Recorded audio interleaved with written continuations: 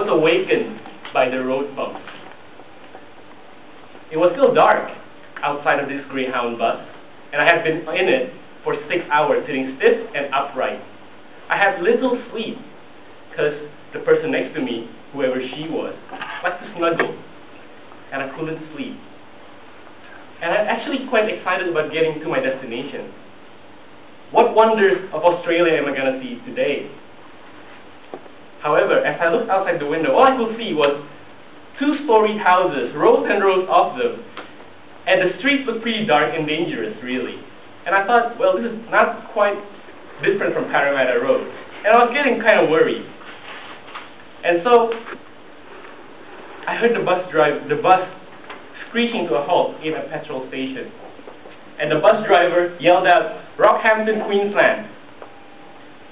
My heart sank. 2 days ago, I was quite excited about traveling solo.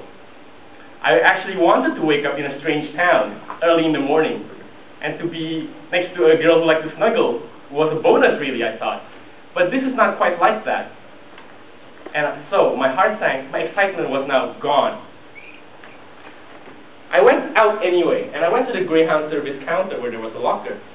And I gave my bags to this elderly woman. She looked very tired. She had been doing the graveyard, late night, morning shift.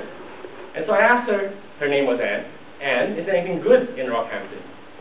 And she looked at me all weird, as if I was the first traveler who had been in Rockhampton, or I was the first Asian who had been in Rockhampton. I'm not quite sure, but I think it was both. So she looked at me and she's like, no, there's nothing good really that I can think of.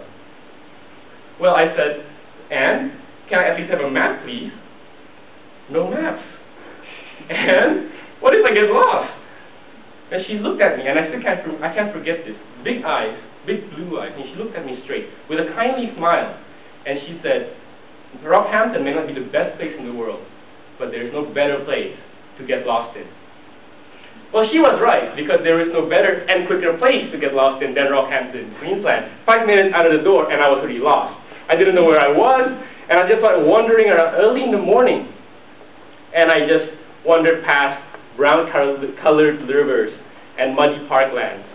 And then I ended up in a cafe where it was just opening.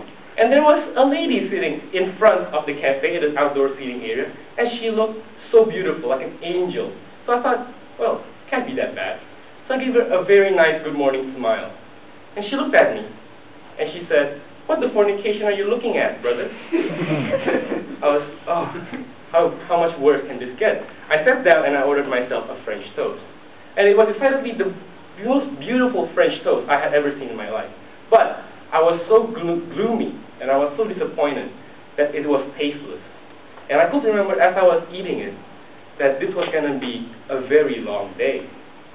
The waiter was more helpful. He said, why don't you try taking the bus east, the E50 bus east. And he said the bus stop is right over there. I went to the bus stop, and I just saw the E50 bus leaving without me. And I looked at the schedule. Apparently the E50 bus only goes 3 times a day. And the next one was going to be in 5 hours. I sat there and I was so disappointed. And I was in anguish. I was in agony. Yet before I knew it, a bus came and stopped right in front of me. The door opened, and the bus driver looked at me and he said, are you going for the E50 bus? I have just finished my round. Hop in, we can still catch up with that bus. I'll walkie-talkie that guy to tell you that you're waiting, to tell him to wait for you at the next stop. And so he did. I hopped into the bus, and I profused the driver very much. I profusely thanked the driver a lot. And so I just remember thinking at that time that someone had just plucked down and saved me. But due east, out of Rockhampton, was a reconstructed village. It was almost like a Wild West town. There was a reconstructed church, there was a reconstructed farm, a reconstructed school.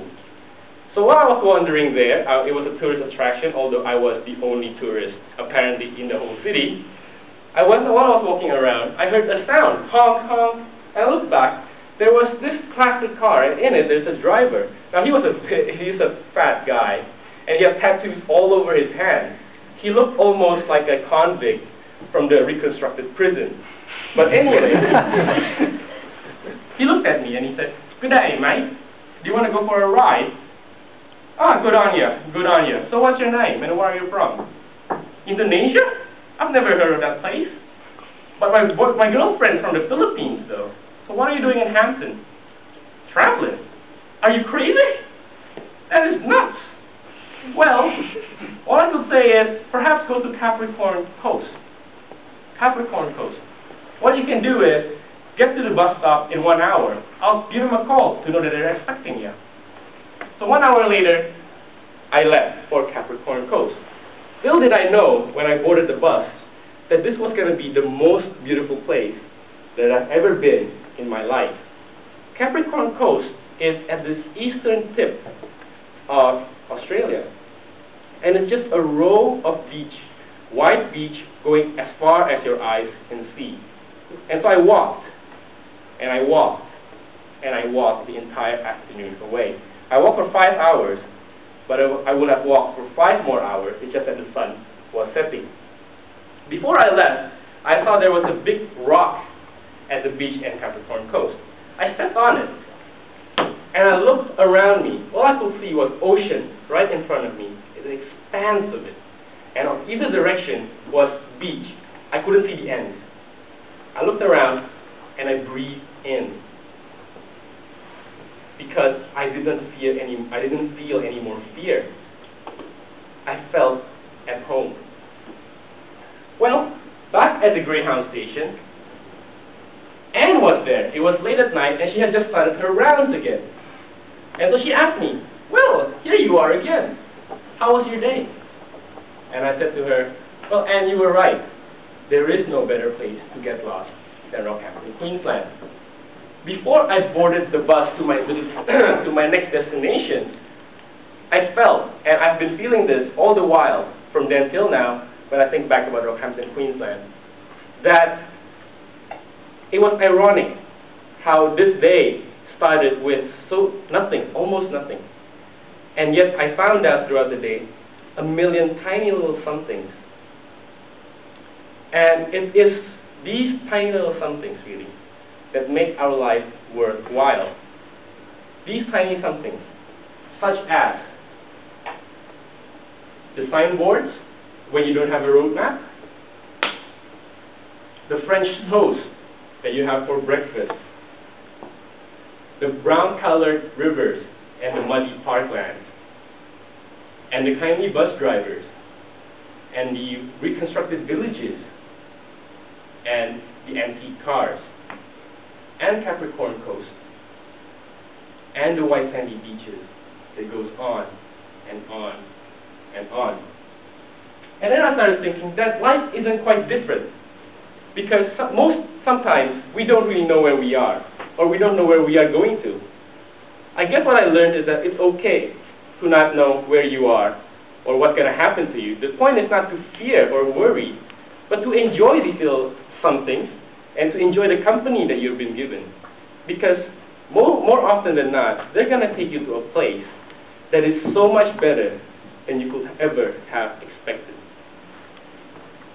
So, as I got into the bus and the bus left, I was happy that I got lost in Rockhampton, Queensland.